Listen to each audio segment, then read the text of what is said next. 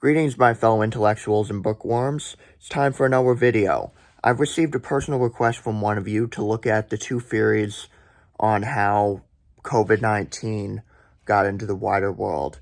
It should go without saying that these are... Hey, man. Should go without saying that these are just speculations. The reason why I put that disclaimer here is because I don't want this to get taken down by YouTube for using certain key terms. So let's get into it. Theory number one, the lab accident theory. Basically, it goes something like this. The Wuhan, sometime last year sometime in December in the Wuhan Institute of Virology, some sort of safety precautions are breached, or there's a hole in the biocontainment suit. No one notices, someone gets exposed, brings it home to their wife and kids or their family, and it spreads unchecked and unnoticed. Now, lab accidents do happen. As recently as, well, let's just say that some German lab workers inadvertently exposed themselves to Marburg virus through accident.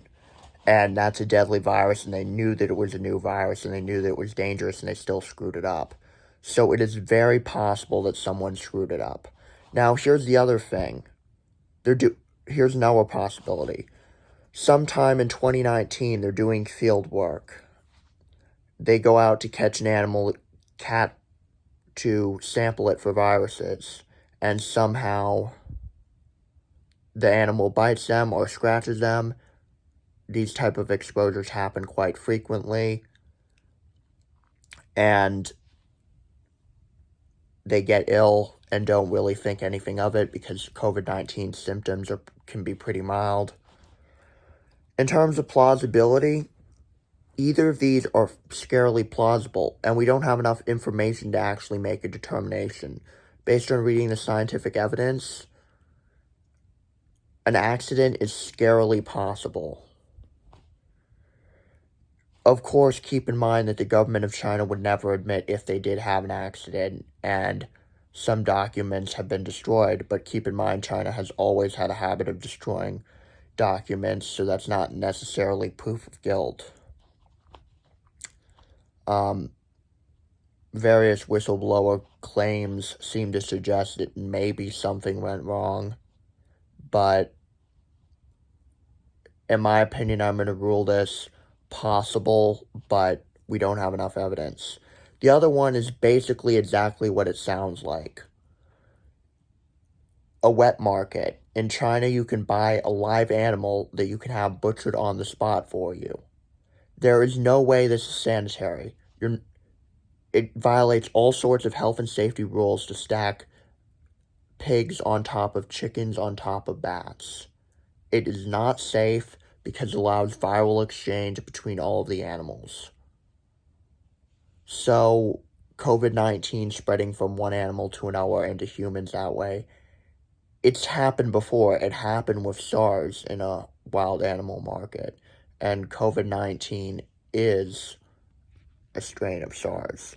So I would argue that the spillover between COVID-19 and some sort of intermediary host in the Wuhan seafood market it's slightly more plausible than the so-called lab accident theory because, well, a decent number of cases originated there.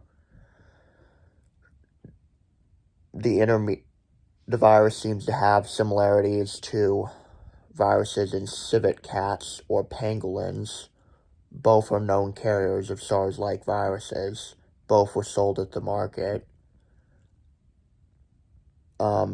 Of course, since a lot of these early cases were fatal, people don't exactly remember what they ate, but there seems to be some evidence that waste areas in the actual seafood market tested positive for the virus.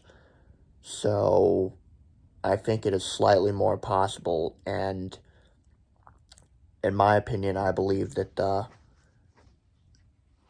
the seafood market, the natural exposure theory right now, seems to be the one that slightly more evidence is poking to.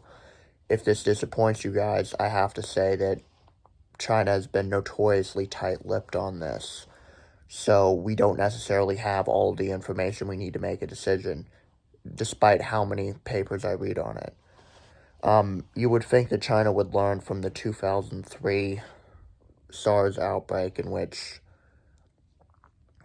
they said that they would stop being so secretive and stop covering up evidence because it makes them look bad. But they didn't. So these are just my opinions. Thank you guys for watching. Like, comment, and subscribe.